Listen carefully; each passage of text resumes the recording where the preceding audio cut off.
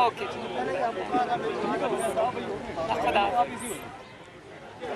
Sorry जी, sorry. सबसे पहले मेरे मेरे वालिद भी हैं, मेरे लीडर भी हैं, और उनसे मैंने एक सेकंड भाई, प्लीज यार, प्लीज आपको बोले ना यार भाई, मोबाइल वाले मोबाइल नीचे करिए थोड़े से, बस चलें जी। जी मैडम, किससे बात कर रही थी वो पूछ रहे हैं जी। जी मैडम, आप थोड़ा सा नीचे कर लो, थोड़ा सा नीचे कर लो बेटा, थोड़ा सा नीचे। आप भी थोड़ा नीचे कर लो बेटा, थोड़ा सा प्लीज। अब जरा बोले कोई ना, प्लीज। पूछ रहे किससे बात कर रही किससे बात हो रही? जाहिर है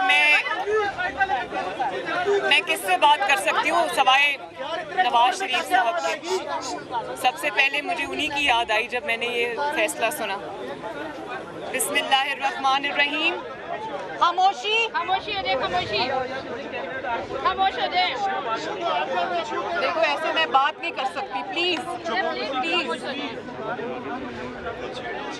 सबसे पहले मैं अल्लाह ताला का सर झुकाकर शुक्र अदा करती हूँ कि अल्लाह ताला ने आज नवाज शरीफ साहब को सुरखरू किया।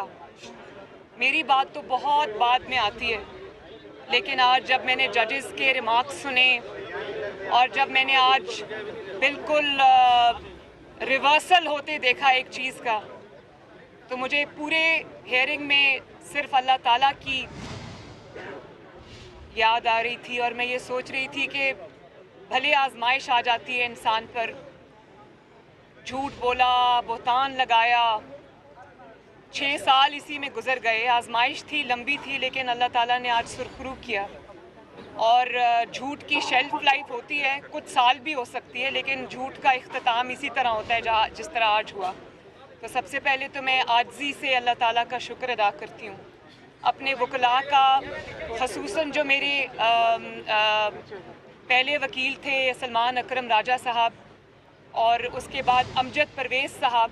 मैं ख़ुसूसन अमजद परवेज़ साहब का और उनकी पूरी टीम का तहे दिल से शुक्रिया अदा करती हूँ कि जिस तरह से उन्होंने मेरा जितनी मेहनत से, जितनी लगन से उन्होंने मेरा केस लड़ा, ईमानदारी से। मैं उनको सिर्फ दुआ दे सकती हूँ, अल्लाह ताला इसकी जज़ा दे उनको। बात करा दें अगर कराना। 1 मिनट जी। अस्सलाम वालेकुम अंकल।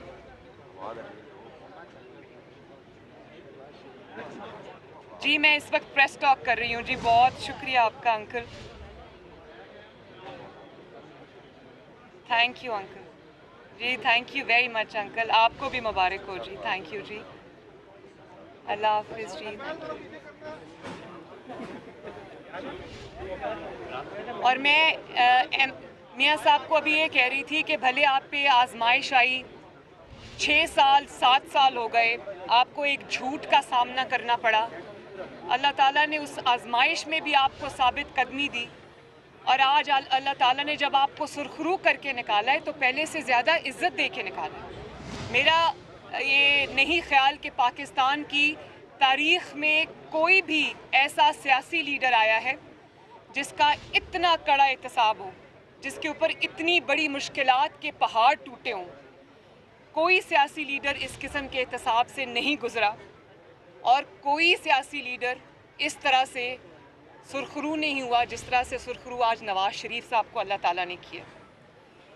मुझे ये भी याद है कि जब पैनामा के लिए ये पैनामा का शोर उठा तो नवाज शरीफ साहब को, उनका ज़ाहिर है जब आपने कुछ नहीं किया होता तो आपका पहला रिएक्शन ये होता है कि आप ये कहते हैं कि मैं इसको फेस करूँगा, मैं इसका जवाब दूँगा। तो नवाज शरीफ साहब ने यही किया। उनके जो रुफ़क़ा हैं, उनके दोस्त हैं, उनके चाहने वाले, उन्होंने उनको ये कहा कि ये कोई लीगल मुकदमा नहीं है, ये कोई कानून की बात नहीं है, आपको ये सज़ा के लिए पूरा ट्रैप सेट किया जा रहा है। तो आप इस मुकदमे में आप इस मुकदमे में ना पेश हों, आप अपना जो भी आपको हासिल है, जो भी इम्यूनिटी आपको मिलती है वो आप ले लें, और आप ये ना करें, क्योंकि इनका ये मकसद आपको सज़ा देना है। ये आपकी जो तावील है, जो आपकी लीगल आपके पॉइंट्स हैं, जो हकाइक हैं, वो ये नहीं सुनेंगे। लेकिन नवाज शरीफ साहब ने ये कहा कि नहीं, मैं इस एहतसाब को फेस करूंगा, मेरी बेटी भी फेस करेगी, मेरी ख़ानदान भी फेस करेगा, मेरे बच्चे भी फेस करेंगे इंशाअल्लाह ताला। वो दिखा दिया। लेकिन अब ये भी देखें आप कि जिस शख्स ने ये इल्ज़ाम लगाया नवाज शरीफ साहब के ऊपर, जिसने झूठ बोला, जिसने बुहतान लगाया, जिसने पूरी अपनी 25-30 साल सियासत नवाज शरीफ के ऊपर बेस करके की, आज मैं उस शख्स का चेहरा देखना चाहती हूँ। आज क्या सोचता होगा, आज उसके पास कहने को क्या है इस केस के मुतालिक। जो इसके हकाइक है, मेरी ज़बान पे ताला लगा रहा, क्योंकि केस अदालतों में था, जजेस के सामने था, तो मैं उस पर ज़्यादा गुफ्तगू नहीं की मैंने। लेकिन अब क्योंकि अल्लाह ताला ने सुरखरू किया, आज फ़ैसला आया, अब मैं इसके ऊपर डिटेल्ड एक प्रेस कॉन्फ्रेंस जो है वो मैं ज़रूर करूँगी 1-2 दिनों में। लेकिन देखें, मैं आज उससे ज़रूर ये पूछना चाहूँगी कि अल्लाह ताला ने तुम्हें नाकाम भी किया, तुम्हें झूठा भी साबित किया, तुम्हें साजिशी भी साबित किया, अब तुम क्या करोगे? तुम जितनी चाहे झूठी तावीलें लेकर आओ, लेकिन हकीकत यह है कि तुम नाकाम हुए हो और नवाज शरीफ को अल्लाह ताला ने सुरखरू किए। और इंशाअल्लाह ताला अल्लाह ताला वो दिन भी लाएगा। आप डार साहब को देख लें, डार साहब जिस प्राइम मिनिस्टर के जहाज़ पे गए थे, अल्लाह ताला उसी प्राइम मिनिस्टर के जहाज़ पे उनको लेके आया। जिन्होंने उन पर इल्ज़ाम लगाया, उन्हीं के सदर ने उनसे ओथ लिया, और आज वो पूरी आबोताब के साथ वज़ीर ख़जाना, अल्लाह ताला ने उनको एक बार फिर पाकिस्तान की खिदमत का मौका दिया। तो इसी तरह इंशाअल्लाह बहुत जल्द अब नवाज शरीफ साहब भी वापस आएंगे। तो इसके ऊपर जो इमरान खान को यही कहना चाहूँगी कि तुम एक बेबस शख्स हो। आज तुम्हें जवाब देना पड़ेगा कि तुमने ये बुहतान क्यों बांधे, तुमने झूठ क्यों बोला, तुमने झूठ के ऊपर अपनी सियासत क्यों की, और आज तुम जवाब दो ना दो, तारीख तुमसे ये जवाब इंशाअल्लाह लेकर रहेगी। अब आप आ जाएं वो जो कल लीक्स सामने आई हैं। मरियम, पहले मुकदमे के हवाले से एक सवाल ले लें कि ये मुकदमा पनामा वाला, ये इमरान खान ने आपके ख़िलाफ़ नहीं बनाया था, और जिस दौर में ये बना था वो आप भी जानती हैं, और इस्टेब्लिशमेंट उसके पीछे थी। तो आप नहीं समझती कि इसमें सिर्फ इमरान खान कसूरवार नहीं है, इस्टेब्लिशमेंट भी कसूरवार है? इसका बेनिफिशरी कौन है? इसका बेनिफिशरी कौन है? तो साजिशी कौन? नवाज शरीफ साहब को हटाकर जो आज साजिशी है ना, वो भी कहीं दूर बैठा हुआ है। एक सेकेंड। इसका बेनिफिशरी जो है, उसको सब पता था कि वो उसकी प्लानिंग के साथ ये हुआ, उसकी प्लानिंग के साथ नवाज शरीफ को हटाया गया। उसमें तो इतनी पसली नहीं थी कि वो इक़्तिदार में अपने ओन पे आ सकता। वो बैसाखियों पे आया, इस मुकदमे के थ्रू आया, और नवाज शरीफ को फाउल प्ले के ज़रिए मैदान से बाहर करके आया। क्योंकि नवाज शरीफ अगर मैदान में रहता तो इमरान खान 3 ज़िंदगियां और होती तो वो कभी भी इस ओहदे तक नहीं पहुंच सकता था। तो इसका बेनिफिशरी वो है। और जो इसके दूसरे जो उनके कोचेस हैं, वो अब अल्लाह ताला ने किया तो उनका काम भी ख़त्म है। तो मैं ये अब अपनी बात जो है, मैं क्योंकि मैं इस पे कह चुकी हूँ कि मैं इस पे डिटेल्ड जो प्रेशर है वो करूँगी इंशाल्लाह, और हकाइक के साथ करूँगी, हकाइक पूरे कौम के सामने रखूँगी। लेकिन अब ये जो लीक्स हैं उनके ऊपर आप आ जाएं कि देखें, झूठा तो वो साबित हुआ। मेरे लिए वैसे कोई बहुत शॉकिंग नहीं थी ये जो लीक हुई है। मैं ये पहले दिन से जानती थी कि ये झूठा, साजिशी, मकार शख्स है। मेरे लिए तशवीश की बात बतौर पाकिस्तानी, कल मैंने अपने ट्वीट में भी ये कहा था, वो ये है कि एक साजिशी जहन का इंसान जो फॉरेन फंडेड है, जो पाकिस्तान की दुश्मन ताकतों से डॉलर्स लेकर, जो उस पर साबित किया ईसीपी ने, डॉलर्स लेकर पाकिस्तान में तबाही, इंतशार और फितना फैलाता रहा। एक गैर जिम्मेदार शख्स जिसको ये भी पता नहीं है कि मुल्क की सलामती से खेलना कितना संगीन जुर्म है, वो 4 साल इस मुल्क के स्याहो सफ़ेद का मालिक रहा। और जब उसको वोट ऑफ नो कॉन्फिडेंस उसके ख़िलाफ़ आ रहा था। जब उसको वोट ऑफ नो कॉन्फिडेंस के अंदर उसको पता चल गया कि ये कामयाब होने वाला है, जब उसने जो मिन्नतें और वो जो उसने की थी लोगों की वो कामयाब नहीं हुई, उसको पता चल गया कि मेरे अपने अराकीन मेरे ख़िलाफ़ हो गए हैं, वोट ऑफ नो कॉन्फिडेंस जो है वो कामयाब होने जा रहा है। तो उसने साजिश का ये ड्रामा रचाया पूरी कौम के सामने। और आप देखें कल की मतलब इतनी संगीन वो बात है। वो कहते हैं कि जो मिनट्स ऑफ द मीटिंग है वो तो मेरे हाथ में, उनको मैं अपने मुताबिक वो कर लूँगा। और वो कह रहे हैं कि मैं खेलूँगा, इसमें हमने अमेरिका का नाम नहीं लेना, हमने सिर्फ इस पे खेलना है, अवाम की तकदीर से खेलना है। ये अवाम 22 करोड़ अवाम जीती जागती अवाम का मुल्क है, हमने सिर्फ अवाम के जज्बात से खेलना है, हमने सिर्फ खेलना है। और वो कहते हैं कि मिनट्स ऑफ द मीटिंग में अपने मुताबिक कर लूँगा, यानी कि आप एक इतने इम्पॉर्टेंट नेचर के डॉक्यूमेंट्स में फोर्जरी कमिट कर रहे हैं, आप टैंपरिंग कर रहे हैं और आप खेल रहे हैं, उसको खेल कह रहे हैं। खेल खेल में वो मुल्क से खेल गया और लोग तमाशा देखते रहे। आप ये देखें कि वो अभी तक कज़ाफ़ी स्टेडियम से बाहर ही नहीं निकला। उसने इस मुल्क को या ओवल स्टेडियम समझा हुआ है क्योंकि ये वहाँ से आए, या कज़ाफ़ी स्टेडियम समझा हुआ है। वहाँ पर भी टैंपरिंग करता था, यहाँ पर भी वो उसको कह रहा है कि टैंपरिंग करो मिनट्स ऑफ द मीटिंग के साथ। क्या जो कौमी सलामती है वो खेल है? क्या जो नेशनल सिक्योरिटी है वो खेल है? क्या पाकिस्तान के जो मफादात हैं वो खेल हैं? क्या जो खारजा अमूर हैं, फॉरेन पॉलिसी है पाकिस्तान की, वो खेल है? और आप ये देखें कि वो अपनी पूरी जो उसको इक़्तिदार छोड़ के उसको लग रहा था कि मैं जा रहा हूँ, उसने जाल साजी की, मक्कारी की, साजिश का पूरा ड्रामा क्रिएट किया। और कहता है अमेरिका का नाम नहीं लेना, लोगों को कहता है ग़ुलामी से, ज़ंजीरों से आज़ाद हो जाओ, आज़ादी के भाषण देता है। और नाम पूछो अगर किसी का तो ABC पढ़ता है, XYZ कहता है और कहता है अमेरिका का नाम नहीं लेना, सिर्फ इस पे खेलना है। तो ये एक पैटर्न है।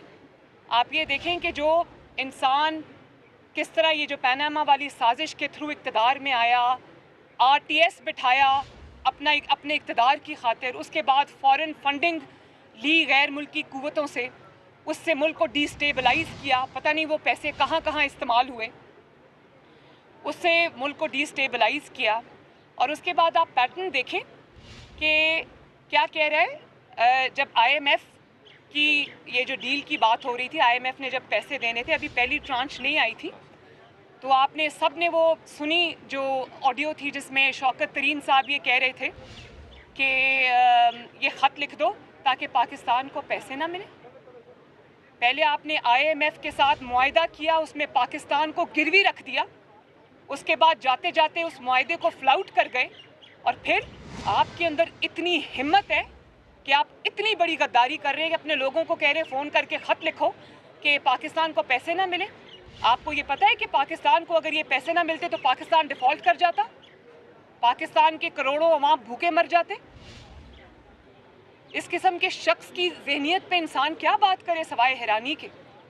और आप ये देखें कि उसका उस साजिश की बेस पर जो इसने आज़म खान के साथ बैठ के प्राइम मिनिस्टर्स ऑफिस में घड़ी, प्राइम मिनिस्टर के ओथ को वायलेट किया। प्राइम मिनिस्टर का ओथ क्या कहता है? वो और बात है कि इनको ओथ भी पढ़ना नहीं आया, कागज़ से देख के भी पढ़ना नहीं आया, ऐनक लगा के भी पढ़ना नहीं आया। तो अपने ओथ को आपने वायलेट किया, आपने पाकिस्तान के और पाकिस्तान की सिक्योरिटी के इंटरेस्ट के ख़िलाफ़ अपने ऑफिस में बैठकर साजिश की। और किस चीज़ पे? वो जालसाजी की बेस पर वो साजिश आपने की। और उसी जालसाजी की बेस पर आपने पाकिस्तान के इदारों को तनकीद का निशाना बनाया, पाकिस्तान के इदारों को आपने कंट्रोवर्सीज़ में फेंका, धकेला। और आपका चीफ ऑफ स्टाफ ARY पे बैठकर एक ख़त पढ़ता है, रिटन एक लेटर पढ़ता है जिसमें वो फ़ौज के अंदर जो है वो डिवीज़न क्रिएट करने की खुलेआम बात करता है। और ये आपने उसी साजिश की बेस पर, उसी जालसाजी की बेस पर, उसी टैंपरिंग की बेस पर आपने क्या किया? आपने अफ़वाज पाकिस्तान पर हमले किए, आपने शुहदा पर हमले किए, आपने ECP को कंट्रोवर्शियल बना दिया, आपने सियासी इदारों पे हमले किए, आपने सियासी जमातों के ऊपर हमले किए, आपने पाकिस्तान की सालमियत पे हमले किए। और किस चीज़ की बेस पर? शैतानी दिमाग के इख्तरा की बेस के ऊपर।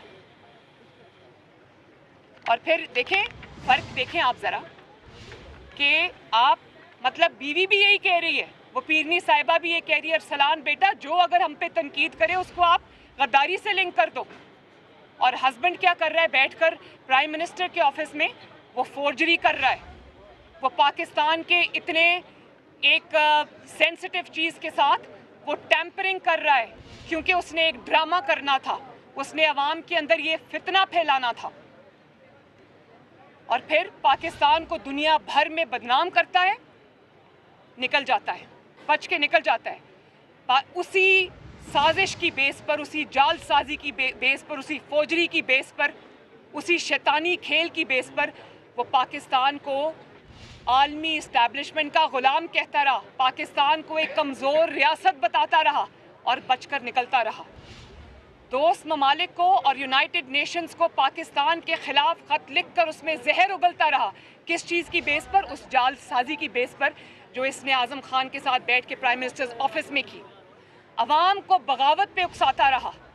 अभी आपने देखा जीसी यूनिवर्सिटी में खड़े होकर क्या सरमन दे रहा था, क्या भाषण दे रहा था पाकिस्तान की आने वाली नस्लों पर को। उनको कह रहा था मेरे ख़िलाफ़ साजिश हुई। आज वो बच्चे भी सोचते होंगे जिनके सामने खड़ा होकर उनको भाषण दे रहा था कि ये साजिश हमें क्या बता रहा था कि मेरे ख़िलाफ़ बैनुल-अक़वामी साजिश हो गई। और निकला क्या? निकला ये कि प्राइम मिनिस्टर के कमरे में बैठ के दो शैतानी दिमागों ने उस साजिश को घड़ा, गुमराह करता रहा पूरी आवाम को। फिर अफवाज पाकिस्तान में फूट डालने की कोशिश करता रहा उसी जालसाजी की बुनियाद पर। मीर जाफ़र कहता रहा, मीर सादिक कहता रहा, जानवर कहता रहा उसी साजिश की बुनियाद पर। और फिर मज़हब के साथ खेलता रहा, लोगों को कहता रहा कि इनको वोट देना गुनाह है, मुझे वोट देना सवाब है, जो इनको वोट देगा वो शिर्क करेगा। मज़हब का तमाशा बनाता रहा, दुनिया बैठ के देखती रही। मजहबी हमारे जो कायदीन है वो भी बैठ के देखते रहे, किसी ने उसके बारे में कुछ नहीं कहा। मैं ये पूछना चाहती हूँ कि एक झूठे साजिश की आड़ के अंदर वो ये सब करता रहा और सब इदारे और हम सब बैठकर हुकूमत समेत ये सब तमाशा देखते रहे। ये है कौन जिसको इतनी खुली छुट्टी मिली हुई है? ये है कौन कि ये संगीन से संगीन जुर्म का इर्तिकाब करके चुप करके बच के निकल जाता है? मरियम तेरी जुर्रत को, यार एक सेकंड, मरियम तेरी जुर्रत को। यार ये प्रेस कॉन्फ्रेंस है यार। मैं नाम है हुकूमत ने एक JIT बनाई है। मैं समझती हूँ कि जिस तरह पनामा में JIT ने रोज़ की बुनियाद पर काम किया था, इसी तरह हाई पावर JIT बनाई जाए। ये संगीन मसला है, इनको ज़रा प्लीज़ चुप कराएं, बात करने दीजिए प्लीज। ये इससे ज़्यादा संगीन नौयत का जुर्म कभी किसी प्राइम मिनिस्टर ऑफ पाकिस्तान ने, मैं कहती हूँ करना तो दूर की बात है, कोई सोच भी नहीं